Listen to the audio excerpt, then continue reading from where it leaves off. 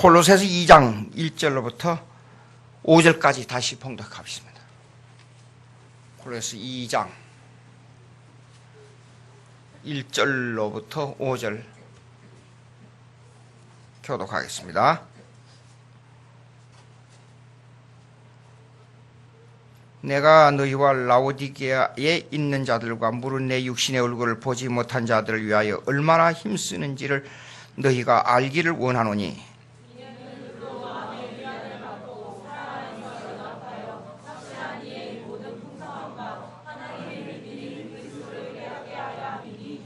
그 안에는 지혜와 지식의 모든 보화가 감추어져 있느니라.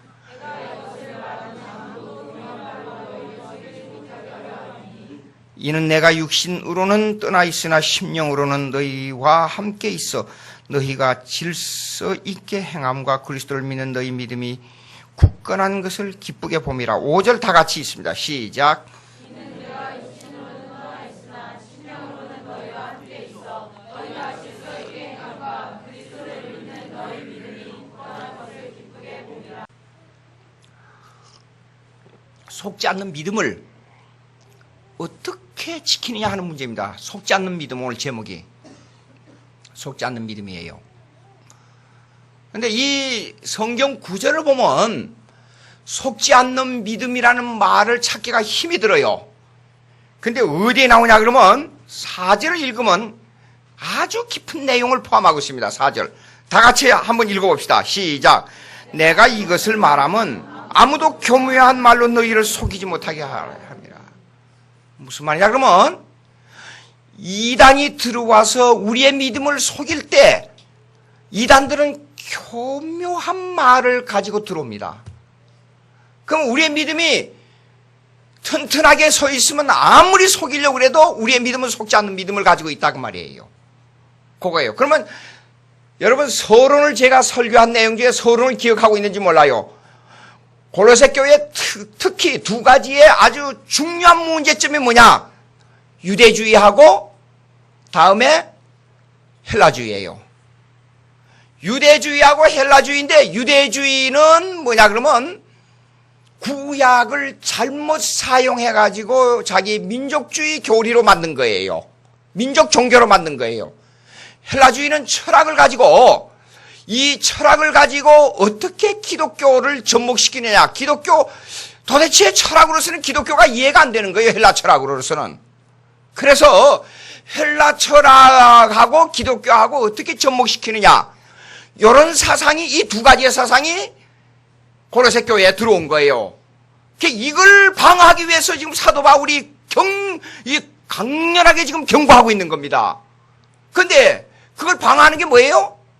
2절에 나온단 말이에요. 그 방어하는 것을 어떻게 해야 되느냐. 실제로 어떻게 해야 하는 것이 방어하는 거냐 하는 것이 2절에 나온단 말이에요. 보세요. 이는 그들로 마음의 위안을 받고 사랑 안에서 연합하여. 첫째, 기독교 교인들이 사랑 안에서 연합해야 돼요. 그러면 사랑은 우리끼리 좋아하는 연합이냐? 그게 아닙니다. 우리끼리 좋아하는 연합이 아니라 어떤 연합이냐 보자고요. 확실한 이해. 기독교를 이해를 해야 돼요.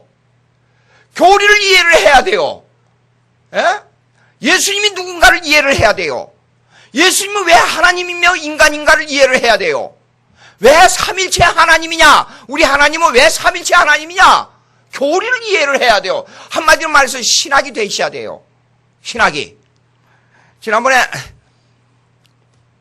우리 김민호 목사님하고 미국에 갔잖아요. 근데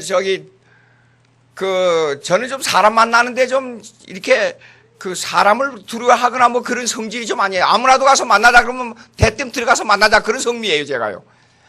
근데 그 닥터 프라이스나 그 존 맥카드 목사님들 만나기가 대단히 힘이 들어요. 근데 무조건 들어가서 만나자고. 내가 목사인데, 내 신학교 교수인데 누가 우리 과거에 우리 김민호 목사님하고 같이 공부했던 김민호 목사님하고 같이 왔다고 만나자고. 그래서 이제 만났단 말이에요.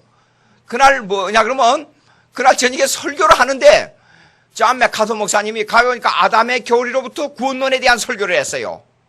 그런데 그날 저녁에는 신학적인 설교였어요. 그래서 물었어요. 목사님, 그게 한 20여 년 전에 그분이 우리 한국인 목사님들에게 특별 강의를 한 적이 있었어요. 그 20여 년 전에 특별 강의를 여기 이 교회에서 한 7, 80명을 모아놓고 그 강해 설교에 대한 교리를 목사님 말씀했지 않느냐 그러니까 그렇다고. 나 그때 와서 들었다 그러니까 그러냐고. 그게 어떻게 강해 설교를 그리 잘하게 됐느냐고 물었더니 원문 성경을 자주 보고 교리를 자주 봐야 된다고 그 얘기를 해줬어요. 근데 그날 그 교리 설교를 했어요. 그래 그날 마지막에 오늘 저녁에 자기가 그런 거 오늘 저녁에는 신학적인 설교를 했는데 딱 그러는 거예요. 그래 맞다고. 그럼 여러분 이렇습니다. 잘 생각하십시오. 기독교를 이해하는 것은 신학을 이해하는 겁니다. 신학은 여러분 평신도들이 잘못 생각하면 이렇게 생각할 수 있어요. 신학은 신학교에 가서 아주 깊은 내용을 공부하는 것이 신학이고 신앙은 교회에서 훈련하는 것이 신앙의 요소라고 생각할지 몰라요. 아닙니다. 신학교에서 공부하는 신학이 바로 신앙이요. 그 신앙이 바로 교리요. 그 교리가 바로 성경에 나타나 있다 그 말이에요. 그걸 이해를 해야 돼요. 지금 문제는 뭐냐면 사랑이라는 것은 이렇습니다. 기독교를 이해하는 사랑이라는 것은 나타난 면에 불과해요. 지금 나타난 면에. 근데 그 사랑이 포함하고 있는 거는 기독교 교리, 그 다음에 여기에 대한 내용들, 그 다음에 뭘 어떻게 하는 방법, 이것까지도 다 포함하고 있는 겁니다. 예? 그러니까 여기 보십시오. 이 사도 바울이 대단한 분 아니에요? 여보세요. 사랑 안에서 이제 연합한단 말이에요. 근데 그 사랑 안에 포함되어 있는 내용이 뭐냐면 이해를 해야 돼요. 기독교 이해를. 예? 그럼 두 번째 보세요. 풍성함과 하나님의 비밀인 그리스도를 알아야 돼요. 그리스도를. 그 사랑 안에서. 그리스도를 가장 잘 표현하고 있는 신학이 어디에 있는 줄 알아요? 여러분 날마다 외우고 있잖아요. 예배 시간마다 외우고 있잖아요. 사도신경이에요. 사도신경 보십시오. 전능하사 천지를 만드시는 하나님 아버지를 내가 믿사오니 그의 아들 우리 주 예수 그리스도가 나와버리잖아요. 동정녀 탄생, 십자가의 죽음, 부활, 승천, 종말, 재림 다 나와버리잖아요. 그게 예수 그리스도예요. 그게. 예? 그 신앙 고백이 뭐냐 그러면 신학이에요. 신학. 여러분 이렇습니다. 하나님이 세상을 이처럼 사랑하사 그게 신학이에요. 교리예요. 그게. 그 내용이 집약해서 사도신경에 들어있단 말이에요. 사도신경. 그러니까 보자고요. 여러분 사랑은 난 널 사랑한다. 사랑은 좋다. 그게 사랑이에요? 아니에요. 사랑은 보십시오. 내가 우리 사람을 사랑해서 결혼했습니다. 근데 우리 사람을 알아야 돼요. 그렇잖아요. 그러기 위해서는 그 심령에 들어있는 내용을 이해를 해야 돼요. 아니 이해하지 않고 어떻게 사랑이 이루어져요? 보십시오. 그렇단 말이에요. 그 다음에 모든 풍성함과 하나님의 비밀인 이게 중요합니다. 여러분 제가 요새 지금 읽고 있는 것이 뭐냐 그러면 변증학 쓰기 위해서 책을 여기 내려가서 좀 봐야 되겠어요. 여기 신발신 입고 올라가요 여기? 요거 좀 이게 보통 사람들이 읽기 좀 어려워요. The Philosophy, History and Problems. 역사 철학을 사크라테스로부터 쫙 나온 것을 가지고 그 세뮤얼 이나프 스탬프가 지은 거예요. 이거요. 읽는데 철학과 기독교를 비교 대조해서 쫙 교리적으로 이게 설명해 놨어요. 그 사크라테스부터 나와요. 플라톤, 아리스토텔레스 나와요. 그런데 보니까요. 문제가 철학하고 기독교하고 어떤 관계가 있냐 하는 문제가 나오는 거예요. 여기서 수없이 나와요. 근데 한마디로 철학에서 자기 살을 찢을 정도까지 몸부림을 친 거예요. 기독교 이해를 어떻게 해야 되냐 하는 문제가. 근데 안 돼요. 접착점이 없어요. 왜냐? 여기 성경 보십시오. 성경. 하나님의 비밀은 그리스도예요. 인간의 머리를 가지고 하나님의 비밀인 그리스도가 이해가 안 되는 거예요. 절대로 안 됩니다. 근데 전부 철학자들이 전부 무엇을 말하고 있느냐? 하나님을 말하고 있어요. 근데 이해가 안 돼요. 하나님의 비밀은 그리스도를 이해가 안 돼요. 자, 여러분 예수 믿기 전에 예수를 중간에 어려서부터 부모로부터 안 듣고 믿지 않는 가정에서 태어나 가지고 그 다음에 예수를 믿은 사람들한테 제가 질문하겠습니다. 들어보세요. 살아있는 인간인데 한 30대 초반의 사람인데 이 사람이 하나님이야. 그럼 이해가 되겠어요?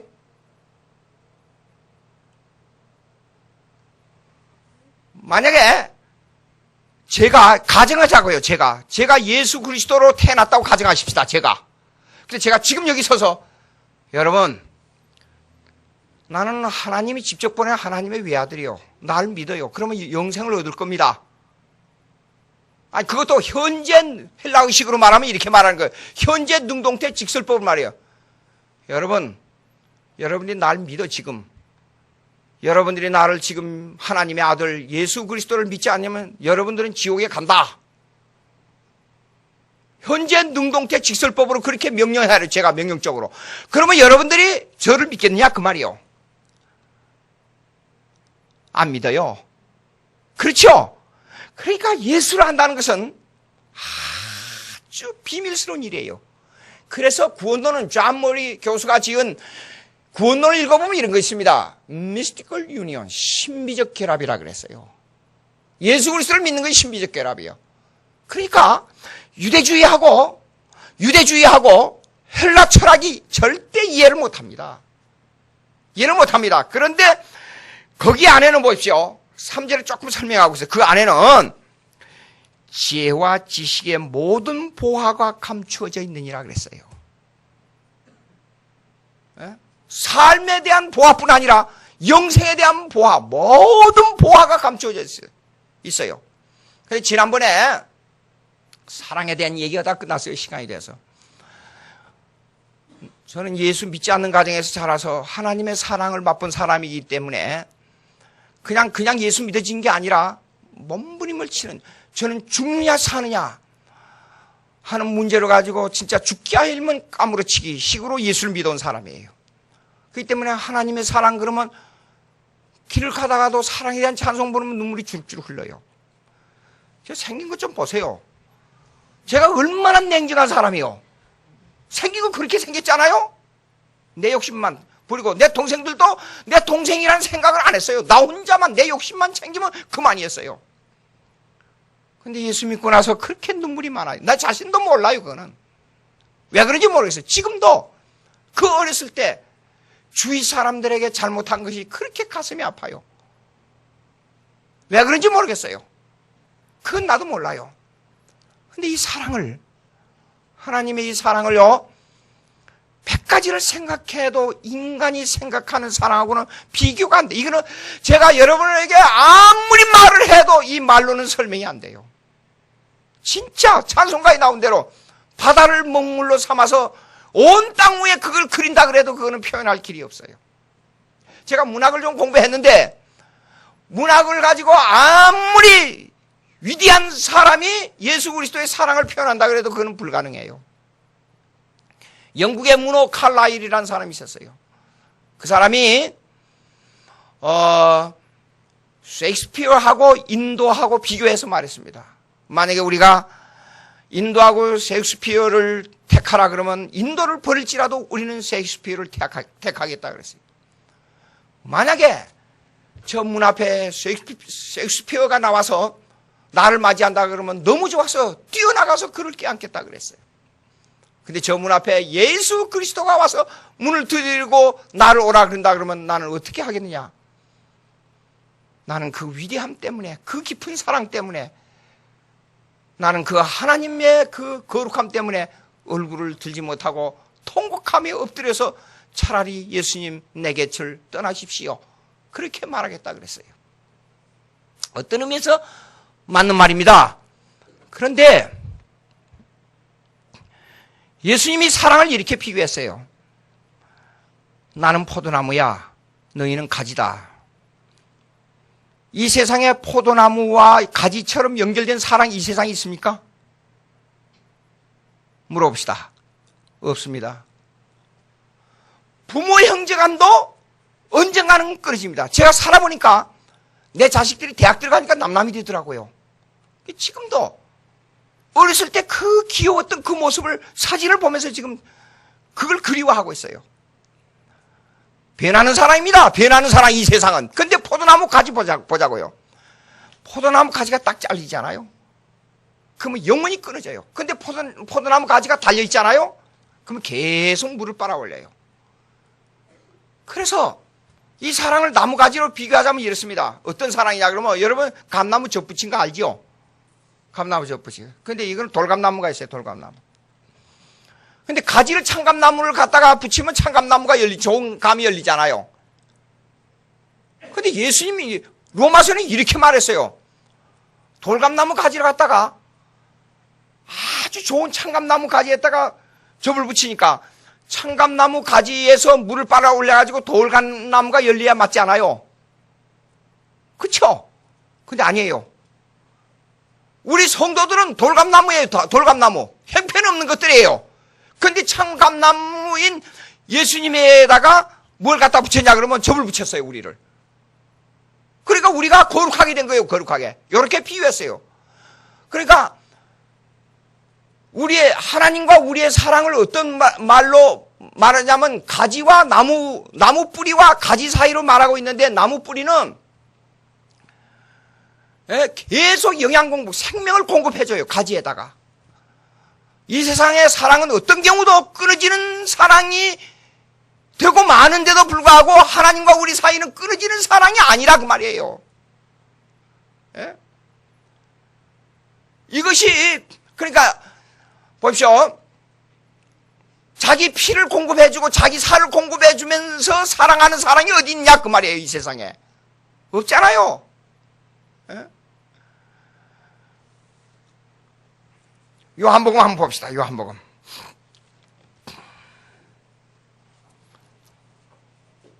(14장 6절) 14장 6절.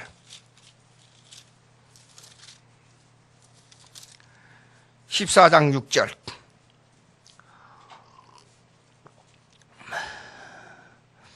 다 같이 읽습니다. 시작. 예수께서 이르시되 내가 곧 진리요 생명이니 나로 말미암지 않고는 아버지께로 올 자가 없느니라. 그 다음에 또 한번 보십시다. 어디로 보냐 그러면 15장 보시겠습니다. 1절 1절만 읽습니다. 시작. 나는 참 포도나무요 내 아버지는 농부라. 요거 좀 설명하겠습니다. 우리와 하나님과의 사랑의 관계는 이런 관계입니다. 우리의 생명이 누구에 붙어있냐 그러면 예수님에게 붙어있어요. 땅에서 물을 빨아 올려가지고 우리가 자랍니다. 근데 그걸 하게 하는 원리를 제공하고 그걸 하게 하는 근본이 어디냐 그러면 하나님 아버지예요. 아버지가 그렇게 만들었어요. 아버지가 포도나무를 심었어요. 그 포도나무 생명이 밑에서부터 생명의 진액이 올라와요. 그리고 우리하고 연결시켜졌어요. 근데 끊어지면 영원히 끝나버려요. 근데 이렇습니다. 이 사랑은 이래요. 우리는 끊어져요. 우리는 그 사랑에서 끊어져 도망가 버려요. 끊어져 도망가면 하나님이 다시 갔다가 예수님에게 갖다 딱 붙여져요. 로마서에 보면 이런 게 있어요. 의인을 위하여서 죽는 자가 쉽지 않고 선인을 위하여 죽는 자가 혹 있거니와 우리가 죄인 되었을 때에 예수님이 우리를 대신하여 십자가에 못 박혀 죽었다 그랬어요. 그런 사랑이 있어요? 이 세상에? 없습니다. 그러니까 그 사랑이 오늘날 맺어진 사랑이 이 세상 살면서도 그런 사랑이 계속되다가 하늘나라에 가서도 계속 끝까지 연결되는 거예요. 그러니까 믿음, 소망, 사랑 이 세 가지는 항상 있을 것인데 그중에 제일은 사랑이라. 자, 하늘나라에 가면 믿음이 끝나지 않아요. 소망과 하늘나라에 가면 완전히 완성돼 버리잖아요. 그러나 사랑의 교제는 영원히 남아요. 시간적으로 영원해요. 사랑이 우선이에요. 그 다음에 질적으로 사랑이 우선입니다. 소망과 믿음은 나의 관계에서 주로 끝나요. 그렇지 않아요. 근데 사랑은 타인에게 연결돼요. 그러니까 여기 본문에 골로새서 1장의 2장의 본문에 사랑으로 연합하여 그랬어요. 연합할 수 있는 힘이 뭐냐? 사랑이에요. 사랑. 그러니까 그렇다고 우리끼리 좋아서 그냥 먹고 마시고 하는 그런 사랑 말 아니에요. 이 사랑은 정말로 하나님과의 영적 사랑의 관계를 가져야 됩니다. 자, 그 다음에 또 하나 봅시다. 15장, 아까 요한복음 14장 15장 읽었지요. 2절부터 한번 설명하면서 봅시다. 물은 내게 붙어있어 열매를 맺지 아니하는 가지는 아버지께서 그것을 제거해 버리시고 물은 열매를 맺는 가지는 더 열매를 맺게 하여 그것을 깨끗하게 하시느니라. 아, 신앙생활은 열매가 반드시 있어요. 예. 근데 그 어떤 사람의 열매냐? 각자의 은사에 따라서 틀려요. 어떤 사람은 열심히 봉사함으로 말미암아 열매를 맺고, 어떤 사람은 남을 잘 가르침으로, 어떤 사람은 뭘 함으로 각기 열매를 맺어요. 그런데 3절, 너희는 내가 일러준 말로 이미 깨끗하였으니 내 안에 거하라. 나도 너희 안에 거하라. 가지가 포도나무에 붙어 있지 아니하면 스스로 열매를 맺을 수 없음 같이 너희도 내 안에 있지 아니하면 그리하리라. 그러니까 아무리 사랑하는 부부라도 영원히 그 안에, 내 안에 있을 수가 없어요. 우리 사람이 저를 보고 이러더라고요. 올해가 그러니까 결혼한 지 정확하게 41년입니다. 근데 당신은 결혼하고, 지난 여름에 그러더라고요. 당신은 결혼하고 40년이 넘었는데도 불구하고 당신은 알 수가 없다 그러더라고요. 그건 무슨 뜻이에요, 여러분? 내가 그 안에 내가 아직도 완전히 있지 않다 그 말이에요. 잘 생각해 보세요. 여러분, 결혼 생활을 하고 자식을 낳아서 기르는 가정들이 아버지가 자식을 다 알아요? 부모가 자식을 다 아냐? 불가능합니다. 부부간의 사이에 다 알아요? 모릅니다. 잘 들어보세요. 거짓말인가 진실인가? 여러분, 제가 옛날에 태권도 해가지고 깡패짓하고 도둑질하고 강도질했다고 가정하십시다. 그 시시콜콜한 내용을 우리 사람한테 다 얘기합니까? 얘기 안 합니다. 그런 거. 하나님만 다 합니다. 그러니까 예수님이 내 안에 예수님이 있다는 것은 무슨 뜻이냐? 완전히 결합 상태를 말합니다. 모든 걸 다 아는. 그러니까 예수님이 친구로 말했어요. 그래서 친구로 말한 겁니다. 자, 그 다음에 보세요. 보세요. 13절 한번 봅시다. 다 같이 읽어봅시다. 시작. 사람이 친구를 위하여 자기 목숨을 버리면, 왜 이런 말이 나오느냐? 내가 예수님 안에, 예수님이 내 안에 있을 때 이 말이 나오는 거예요. 모든 걸 다 말할 수 있고, 모든 걸 다 고할 수 있고, 모든 걸 다 통할 수 있는 것으로 친구를 비교해서 얘기한 거예요. 예? 생각해 보세요. 이런 사랑 이 세상에는 없습니다. 부모지간에, 부부지간에 없습니다. 그런데 예수님하고 나하고는 있다고 말이에요. 그래서 예수님하고 나하고 사이를 포도나무 비유로 말한 거예요. 나는 포도나무요, 너희는 가지야. 너희는 가지가 떨어져 나가. 그럼 내가 다시 주워다가 접을 붙여 지금. 어? 접을 붙여. 그것도 너희는 무슨 접이냐? 돌감나무들이야. 참감나무 진액이 나오지 않는 돌감나무들 갖다가 너희도 떨어져 나가지. 나는 다시 같이 접을 붙이는 겁니다. 이게 하나님의 사랑이에요. 이렇게 연합, 이 수직적 관계가 이렇게 연합이 돼야 돼요. 그럼 두 번째, 예수님이 이런 말씀을 했어요. 나는 선한 목자라. 15장, 요한복음 10장 한번 보세요. 요한복음 10장. 요한복음 10장. 요한복음 10장.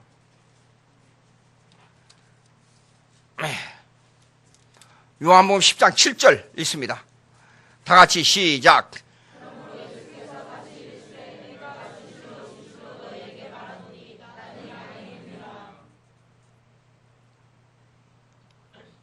나는 양의 문이라. 가만 조금 더 내려가세요.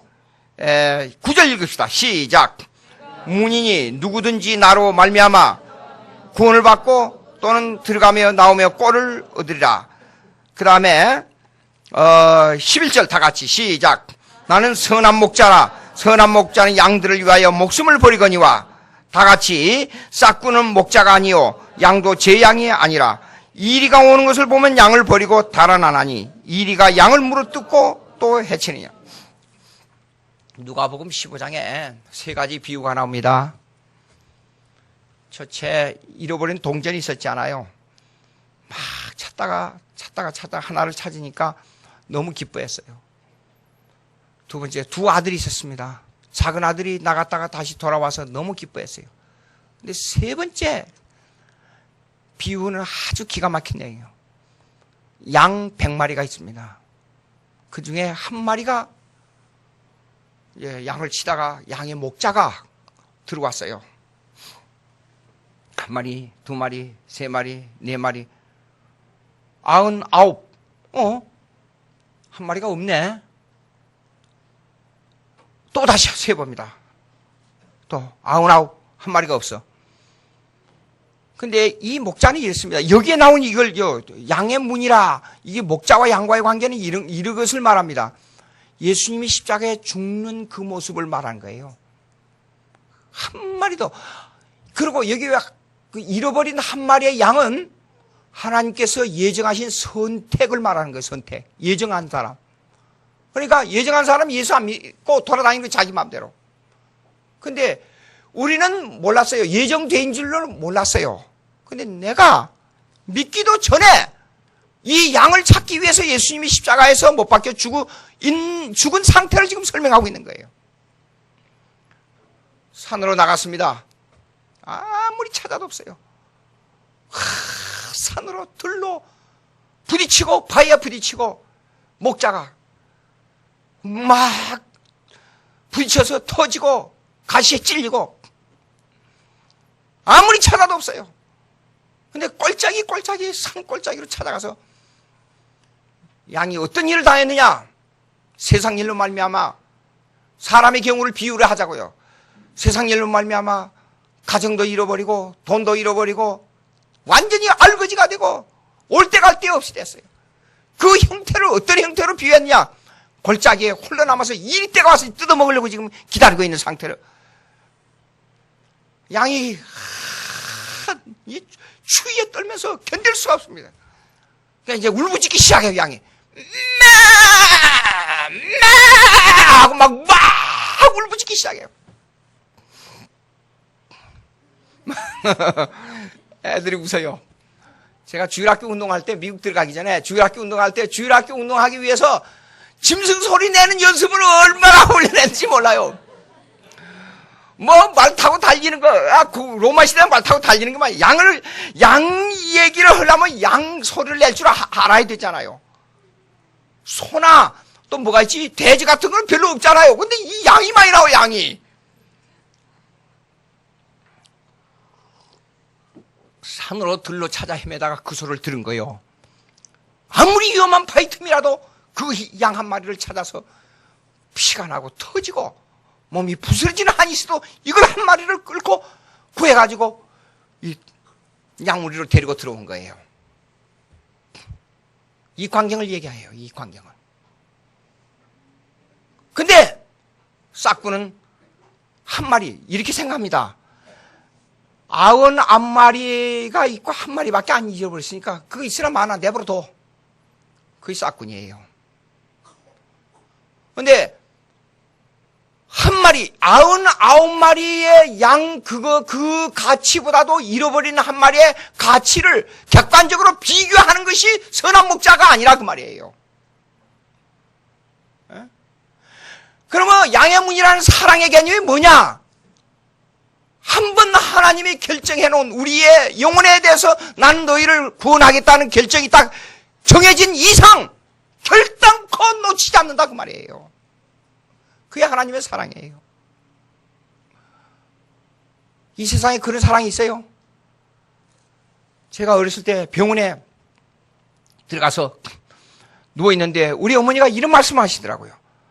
내 살을 베어주고 내 피를 빼어주어서 내가 나을 수 있다면 빨리 그렇게 했으면 좋겠다 그러더라고요. 근데 부모님이 살을 베어주고 피를 내어주더라도 그 사랑이 죽은 후에까지 계속될 수 있습니까? 물어봅시다 한번. 안 돼요. 한계가 있어요. 안 돼요. 아주 일생인 아주 작은 조그만 사랑이 예, 우리 인간 세계에 그렇게 존재할 수 있어요.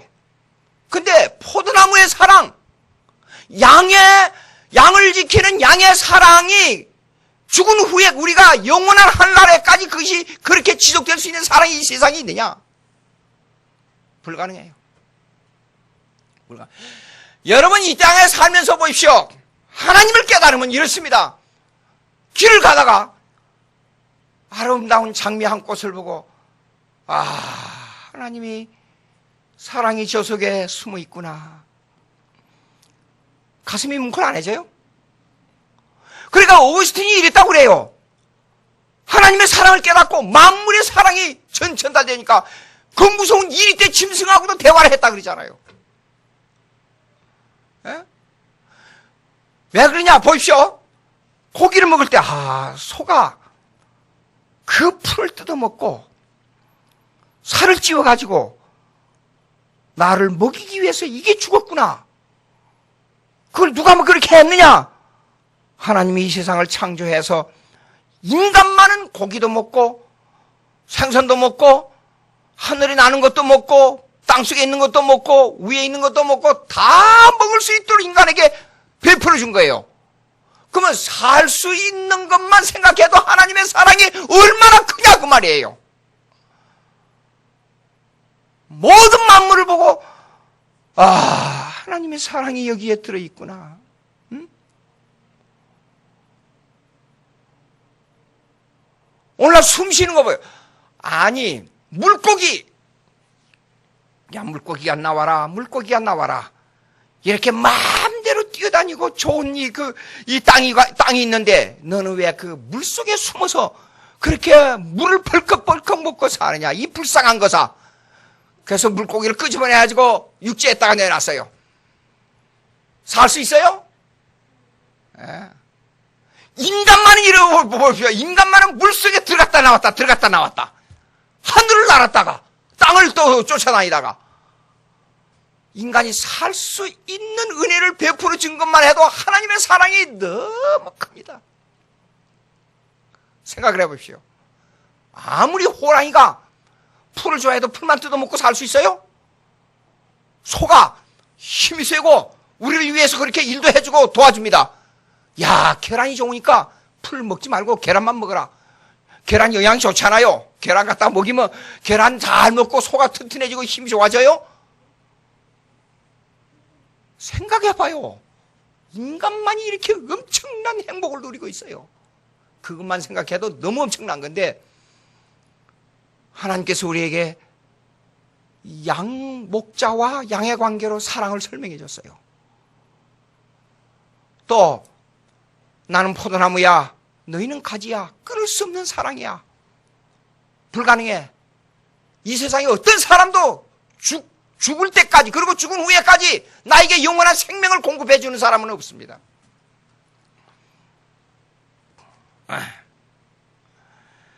자, 그러면요, 이제 이 목숨을 걸고 여보시오. 이런 사랑이 맺어지는 이 사랑에는 뭐가 필요하느냐? 알아야 될 게 있어요. 여기는 포함되어 있지 않습니다만 4절로 넘어가 봅시다. 다시 한번. 골로새서 2장 4절. 2장 4절. 내가 이것을 말하면 교묘한 말로 너희를 속이지 못하게 하려 함이냐. 이 내용 속에 이제 2장의 본질, 이제 유대주의와 헬라주의를 설명한 내용이 나오는데 서론적으로 이렇게 나오는 겁니다. 그러면 기독교 교리를 바로 알아야 되는데 교리가 뭐냐 하는 것을 서론적으로 좀 설명하겠어요. 바로 그 맨 처음에 기독론입니다. 기독론. 예수 그리스도가 누구냐 하는 문제예요. 적어보세요. 웨스트민스터 신앙고백, 웨스트민스터 신앙고백 8장. 웨스트민스터 신앙고백 8장에 보면 중보자 예수 그리스도가 누구냐 하는 것이 나와요. 중보자 예수 그리스도. 중보자 예수 그리스도. 이걸 바로 알아야 돼요. 그러니까 여기에는 본문이 말씀하고 있는 비밀은 그리스도, 그 다음에 지혜와 지식의 모든 보화, 그 다음에 예수 그리스도를 하는 확실한 이해, 이런 것들이 다 들어있어 그 속에. 웨스트민스터 신앙고백 8장에 보면 예수가 누구냐 하는 문제가 나옵니다. 중보자 문제가 나와요. 중보자. 중보자가 뭐냐? 예수 그리스도의 중보자가 뭐냐? 하나님도 만족하게 하고 인간도 만족하게 한다는 뜻이에요. 하나님도 만족하게. 하나님은 인간이 범한 죄로 말미암아 일종의 지금 마음이 괴로워요. 하나님 마음속에는. 원래 하나님의 마음이 따로 있는 건 아닙니다. 이거 그냥 설명하는 거예요. 그 마음이 괴로워요. 왜냐하면 인간이 인간을 위해서 좋은 법을 만들어주고, 인간을 위해서 선악과를 만들어주고, 인간을 위해서 자연을 다스리고 능력을 행할 수 있도록 다 만들어줬는데, 인간이 스스로 깨버렸잖아요. 예? 기가 막힌 거예요. 그러니까 하나님 마음이 아직도 만족이 없어요. 근데 그 마음을 만족하게 해줄 수 있는 사람은 죄 없는 사람만이 가능하단 말이에요. 그래서 하나님을 만족하게 해주는 거예요. 그 다음에 인간이 죄를 범한 걸 어떻게 죄값을 치러야 돼? 죄값을 치러야 되잖아요. 죄값을. 그 죄값을 인간의 몸으로 왔기 때문에 죄값을 치른 거예요. 하나님이 인간이 돼가지고. 그래서 양쪽 다 만족하게 해준 거예요. 갈라디아서 3장에 보면 그 내용이 잘 나와 있어요. 갈라디아서 3장.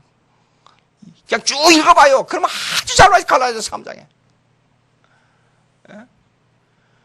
그런 내용이 나왔습니다. 그 다음에 두 번째, 중보자에 대한 설명했습니다. 두 번째 설명할 게 뭐냐면, 예수가 누구냐 하는 겁니다. 이건 이해를 해야 된다고 말이에요. 예수가 누구냐?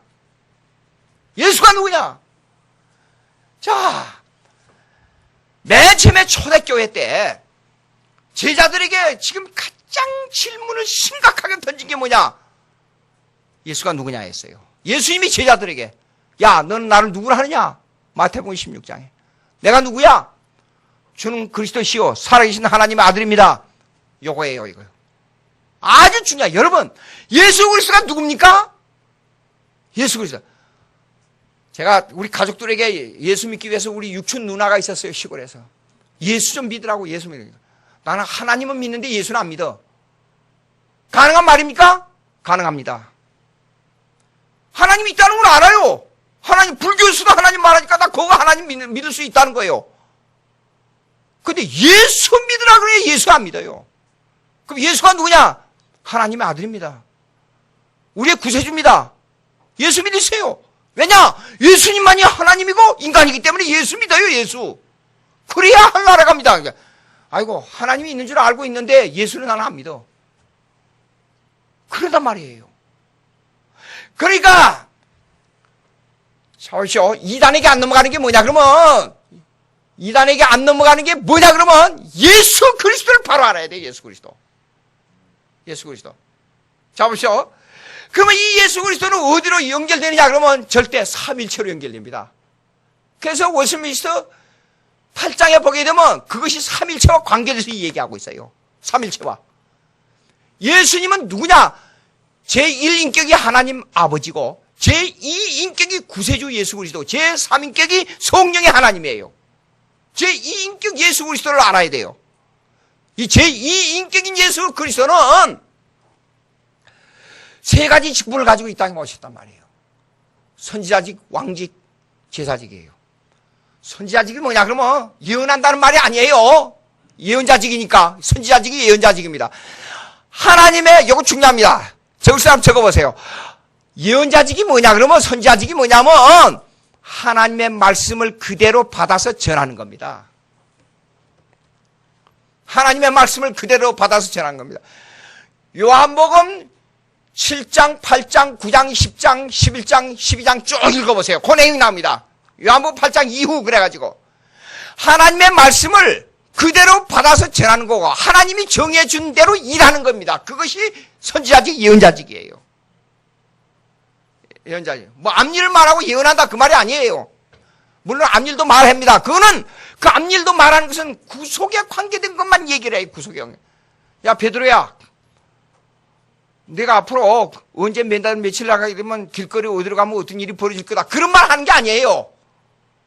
예? 자, 그 다음에 왕직은 뭐냐면 다스린다 말이에요. 다스린다. 왕직은. 세상의 국가는 왕국이 두 가입니다. 두 개. 하나는 힘의 왕국이고 하나는 영의 왕국이에요. 힘의 왕국은 뭐냐면 세상 국가예요. 영의 왕국은 교회입니다. 이 두 가지가 다 주님의 권한에 들어있어요. 근데 이 두 가지가 반드시 서로 견제하며 다투며 서로 협력하는 관계를 가지고 왔어요. 교회 때문에 국가가 어떤 역할을 하느냐는 거예요.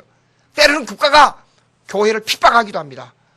교인들을 막 죽이기도 합니다. 근데 그것이 교회를 발전시키는 힘이에요. 그래서 교회 역사에 보면 5+5라는 적용의 하나의 단어가 있어요. 5 더하기 5. 왜 그러냐면 교회 역사를 보게 되면 50년 주기로 변화가 일어나요. 그 다음에 500년 주기로 변화가 일어나요. 교회 보면. 무슨 말이냐면 신앙 고백이 형성될 때에, 그러니까 아타나시우스 신조, 그 다음에 니케아 신조, 칼케톤 신조, 콘스탄티노플 신조는 5세기까지에 걸쳐서 완성이 됐어요. 5세기까지. 500년 역사에. 그 다음에 10세기로 넘어오면서 변화가 왔어요. 그리고 5세기로부터 시작해가지고 로마 캐토릭이 형성됐어요. 그리고 10세기 넘으면서 안세움, 그러니까 스콜라주의가 형성됐어요. 10세기. 그 다음에 10세기 후에, 5세기 후에 종교개혁이 일어났어요. 그래서 5+5라는 겁니다. 그러면 우리 미국에서는 이런 게 있습니다. 200년 역사를 지냈는데요. 2차 대전 전후로, 2차 대전 1950년 전후로 미국이 극단적으로 타락했어요. 자유주의 신학이 판을 쳤어요. 그 신학교가 무너졌어요. 그때부터 보수주의 신학이 다시 형성됐어요. 근데 그 열매가 50년이 지난 지금 미국에 나타나고 있어요. 복고주의가 형성되고 있어요. 그래서 미국의 강해 설교. 제가 미국에 70년대 갔을 때, 1970년대에 태어난 사람이, 여기, 그때, 그 이후에, 그 이전에 태어난 사람이 별로 없는 것 같아요. 제가 보니까. 갔을 때 보니까 거리가 난장판, 형편은 없었어요. 애들이 그냥 술 먹고, 들어놓고. 근데 미국의 보수주의 교회가 일어나가지고, 조지 포에 목사님, 팻 라버슨 목사님들이 TV에 나와가지고, 에이스 문제가 나왔을 때 이렇게 했어요. 미국이 저주받았다.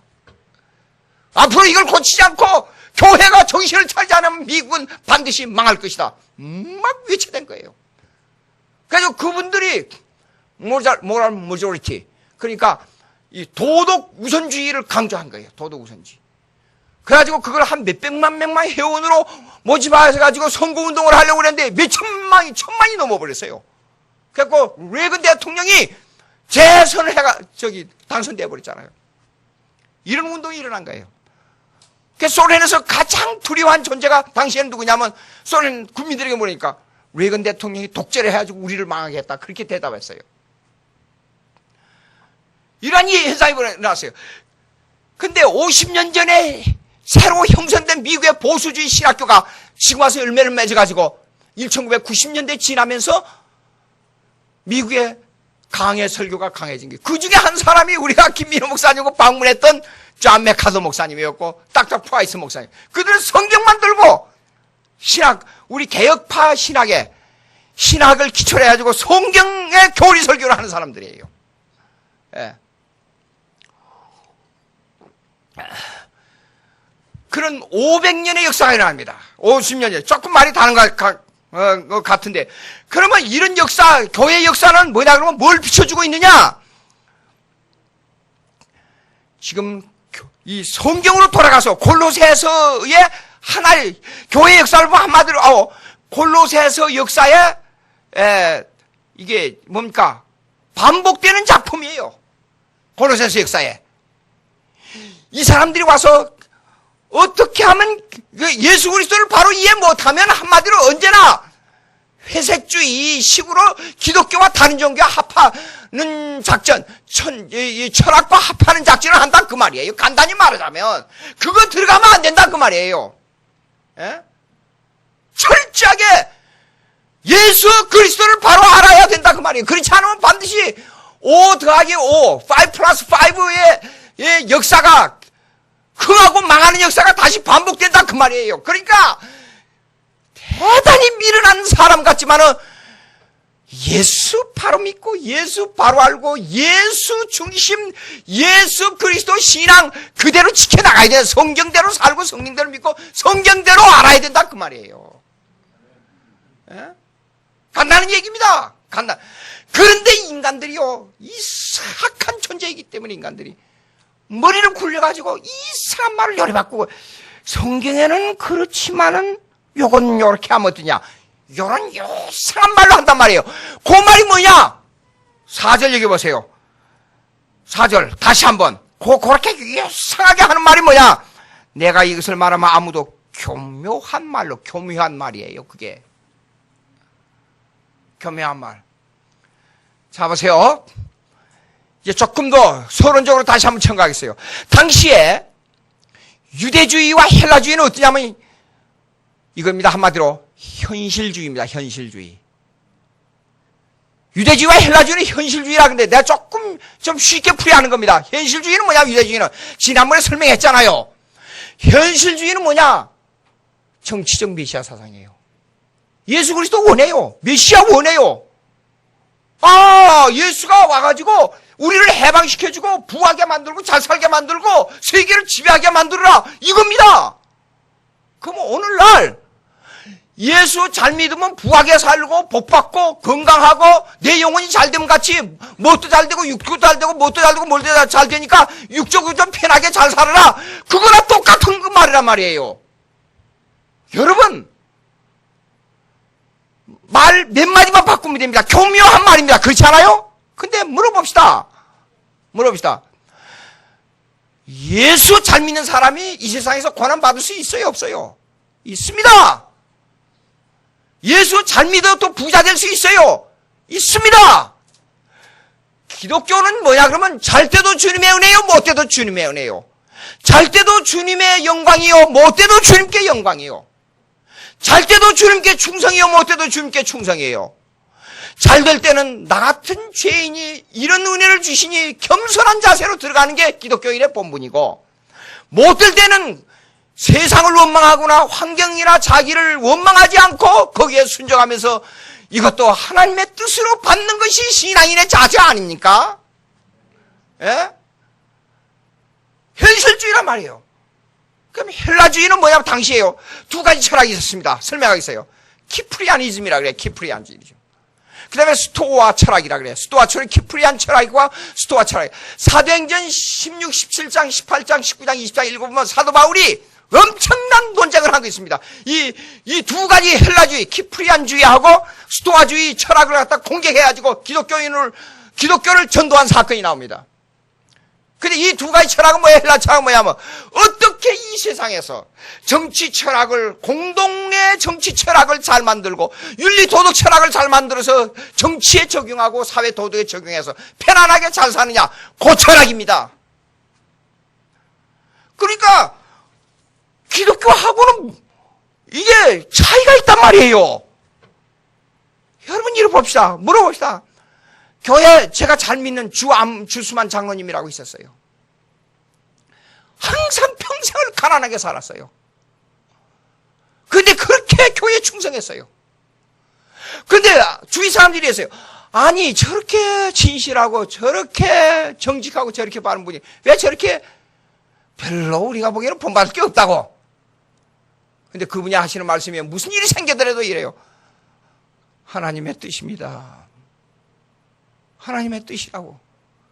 난 속으로 그랬어요. 장로님들 참 젊었을 때니까 제가요. 맨날 뭐 말만 꿈나 말만 그 핑계를 대도 좀 제대로 대야 했단 말이지. 말 한마디로 아주 핑계를. 하나님의 뜻이라고. 무슨 뭐 그런 게 어디냐고. 제가 그랬단 말이에요. 응? 근데 예수 잘 믿었어요. 정말로. 근데 그분이 세상 떠나고 후에 시간이 지나고 난 다음에 그분이 주위 사람들에게 영향을 미친 것은 대단했어요. 하하! 그분이 그렇게 삶으로 말미암아 엄청난 전도의 역할을 했다는 걸 알았어요. 생각해 보십시오. 제가 항상 강조하잖아요. 이 땅에 사는 것은 이 땅에 살아서 내가 무슨 일을 해서 열매를 맺는 그것으로 끝나는 게 절대 아닙니다. 여러분 슬쩍 지나간 것 같지만 지나간 그림자의 일이라도 내가 하나님 앞에 행한 일이라고 하면 하늘나라에 가서 반드시 그것이 결실을 열매를 맺고 그의 상으로 그것이 보답이 된다는 걸 꼭 맹심해야 됩니다. 맹심해야 됩니다. 생각을 에이브라함 링컨 한국의 대통령 예수 안 믿고 죽었다 그러면 그 대통령 지나면 뭐해? 죽으면 내가 알게 뭐요? 생각을 해봐요. 예? 아무리 세상에서 짧은 100년도 안 된 이 세상에서 살면서 세계를, 나폴레옹도 기독교인이라고 기독교인들은 그렇게 좋아했습니다. 나폴레옹 역사 속에 보게 되면요, 눈물의 사과라는 기록이 나와요. 눈물의 사과 혹시 들은 사람 있는지 모르겠어요. 가난했어요. 아주 나라를 지배할 꿈을 가지고 살았어요. 근데 사과 하나 사 먹을 것도 없었어요. 그 학교 앞에, 사관학교 앞에서 사과를 파는 할머니가 있었어요. 그 사과를 사 먹으려고 돈이 없어서, 사 먹을 돈도 없어서 이렇게 상점을 바라보고 있었어요. 할머니가 이리 오라고. 그때는 중년분이었어요. 그때는요. 이리 오라고. 사과 하나씩 줬어요. 그걸 받아먹고 나폴레옹이 언젠가는 내가 이걸 갚아야 되겠다. 수십 년 지난 다음에 황제가 됐어요. 그럼 황제복을 입고, 황제복을 갈아입고 다른 옷을 입고 찾아왔어요. 할머니 고맙습니다. 돈을 많이 주고 사과를 샀어요.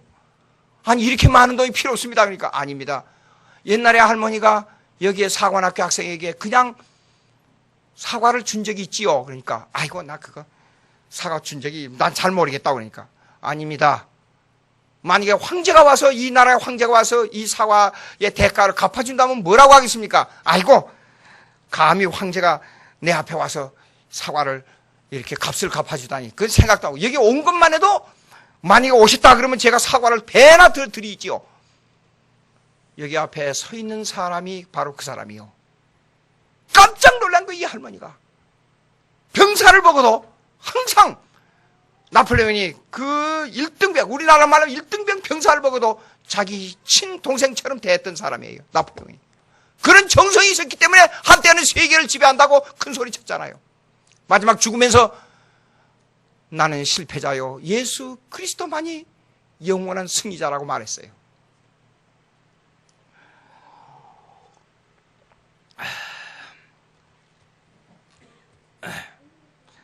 자, 그 다음에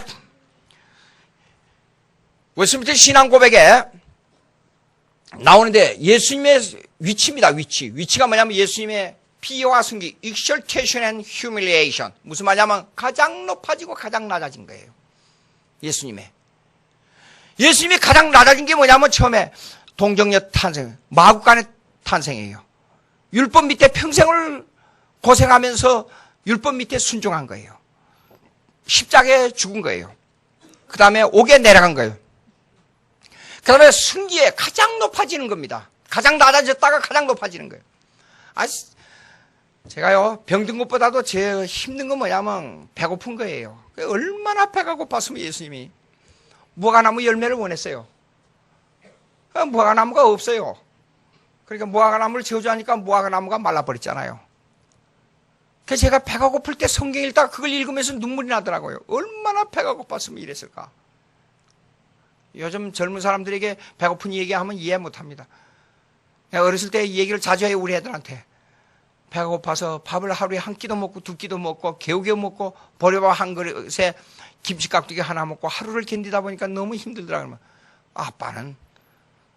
아빠는 이리엇 그래. 아빠는 멍청이라 그래. 절 보고. 야, 내가 왜 이리엇이냐. 쌀이 없으면 라면을 먹어도 되고 빵을 먹어도 되는데 아니 왜 쌀만 먹어야 되냐고. 왜 쌀만 먹어야 되냐니까 밥하고 쌀은 영어가 없고 전부 라이스예요. 무조건. 왜 쌀만 먹어야 되냐고. 그렇게 어리석어요. 그렇게 어리석어. 몰라요. 몰라. 오지겠어요. 유명한 철학자가 그랬잖아요.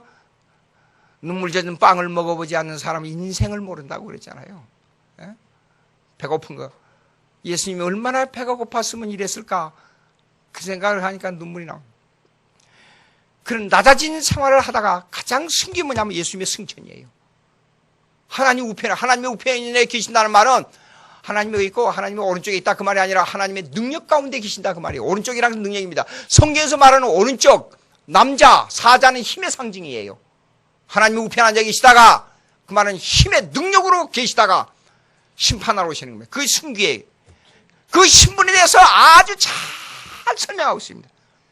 이런 내용들을, 이 신비적인 내용들을 정확하게 알아야 이단에 안 넘어간다 그 말이에요. 예? 그러면 현실주의는 뭐냐? 예수의 이름으로, 하나님의 이름으로 오늘 평하게 잘 살고 축복받고 건강하게 살고 부자 되고 그것만 바라는 것이 현실주의란 말이에요. 당시에 골로새 교회에 들어왔던 두 가지 유대주의와 헬라주의 사상하고 똑같은 거 아닙니까? 여러분, 예수 잘 믿다가 고난당하고 사업도 망하고 병들 수 있습니다. 얼마든지 가능한 일입니다. 그러나 예수 믿는 일은 있지 않습니까? 현실주의를 가지고 있으면서도 영원한 하늘나라를 바라보는 게 예수 믿는 일입니다. 그래서 하나님과의 사랑에 연합이 돼야 되고, 그래서 성도 간의 연합이 돼서 그 연합 속에는 예수 그리스도를 어떻게 이해하느냐가 포함되고 있는 겁니다. 예? 다음 시간에는 이 문제에 대해서 유대주의와 헬라주의를 더 깊이 설명하겠습니다. 그런데 우리가 반드시 알아야 될 게 뭐냐 그러면, 여기 있는 이 교회도 지금은 잘못하다가는 뭡니까? 하나님의 송해라는 이단이 쳐들어올 수도 있고, 우리가 이 교리를 정확하게 이 신학을 바로 알지 못하면 신천지가 들어와서 또 해파시킬 수도 있단 말이에요. 그러니까 이 교리를 잘 알아야 돼요. 잘 알아야 돼요. 자, 보십시오. 이단들이 왜 돈이 많아요? 현실주의를 강조하니까 그런 거예요. 그래서 현실주의의 도피를 가장 잘 할 수 있는 것이 돈을 많이 준다고 뭘 준다고 하는 게 아니라 종교의 이름으로 가지고 나가면 현실주의의 도피를 가장 만들 수 있는 피한체를 만들 수 있는 겁니다. 그걸 조심해야 돼요. 여러분 이렇습니다. 우리의 생명은 하나님에게 하나님의 주권하에 달린 것이지 돈이 좀 없어진다고 갑자기 자살하면 자살한다고 해결되는 게 아닙니다. 예? 우리가 명심해야 됩니다. 교묘한 말로 속이는 일에 조심해야 된단 말이에요. 예수가 누구냐부터 먼저 알아야 돼요. 예수의 교리를 정확하게 알아야 돼요. 신학을 바로 알아야 돼요.